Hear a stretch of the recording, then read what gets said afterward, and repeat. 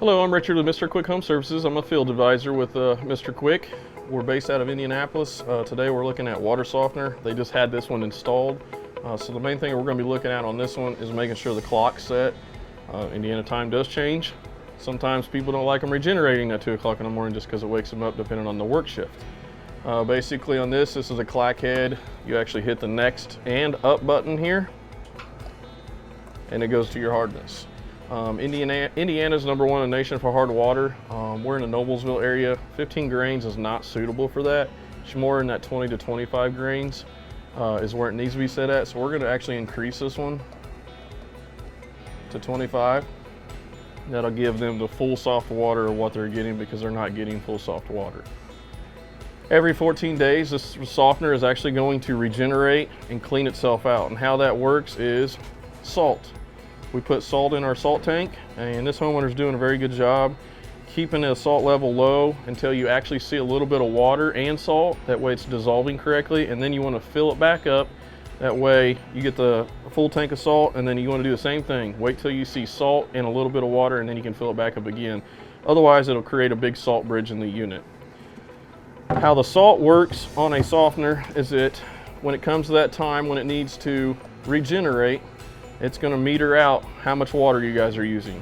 And what that does, when it comes time to regenerate, you have a brine line here that goes to the salt tank. It will brine enough salt to clean out these little ion beads, which are called resin, and that salt cleans that, and then it discharges down to the drain, and then you have a fresh, clean resin bed, and that will do that continuously as much as water as you guys use.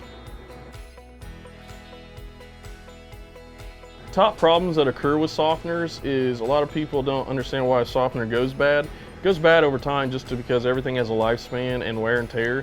But what happens is the resin inside of here will turn to mush because the city puts chloramines in the water to kill disinfectants and all that other stuff. Byproducts, whatever's in the water, they gotta treat it. So when they treat it, they use chloramines. Chloramines attack the resin, dries them out over time, loses its efficiency. So you'll get two results. One, it'll turn to mush, you'll start getting really, really low pressure, or the distributor tube will finally dry rot out and it'll actually let resin escape through that distributor tube and shoot resin throughout your home. That's why it's very important to keep up on your softener, getting it looked at, maintained, whatever you need to do there. 10 to 12 years is max on a water softener and its resin. To prevent a softener from resin exploding or resin turning to mush, make sure you know how old the unit is. Make sure you keep salt in it, cleaning the resin. Another thing you can do is you can actually put a toxin shield in front of that unit, which will make this last a lot longer. That actually takes chlorine out of the water and the chloramines out of the water, which helps protect this as well. So if you don't put salt into the salt tank, this is just not going to operate. That resin can only hold so much calcium and lime and magnesium. Yes, will it still backwash? Absolutely. But all you're doing is dumping water in there, which will not clean the resin bed off. That's what the salt does.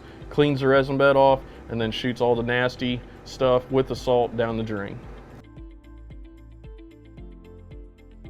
This is Mister Quik standard. We have our nice ball valves in here. They all tested out fine. Everything comes into the softener. It's a very beautiful install.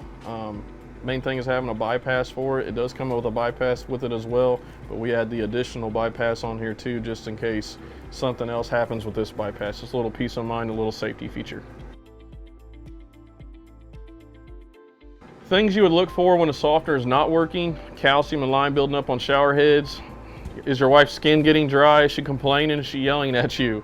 Have you noticed a lot of staining on your dishes through your dishwasher? You notice that little white crusty stuff coming up on the aerators. Those are all things of indicators that something's not going right. Or is your plumbing starting to break down one by one? Those are all great indications that something's going on with your water quality and your water softener. So if you don't think your softener is working, always first thing, check to see if you got salt in the unit, okay? Another thing you can do is make sure these valves are in place. You can see where they're marked on or off. So these are on. This line is horizontal, it is off. So you always want to make sure this valve is off if you want your water softener working, because if not, it's not going to even get to the softener, it's just going to bypass it and go on and out. Same thing, you have a double bypass. You want to make sure these valves, these two red knobs, are in line. To always make sure your softener is not in bypass mode. That could be another reason why you're not getting soft water. Another reason it could just be that time. It might be 10 years old, might be 8 years old, depending on the unit. Depends on if you're keeping it maintained. You can always come down here and look to see if it says anything on there, error codes or any of that nature. The best thing to do is call Mr. Quik. We come out and test your water at no charge. We can diagnose it, see what's going on with it. But again, that's a very important thing to be on the membership program, because we do test these and make sure they're set properly.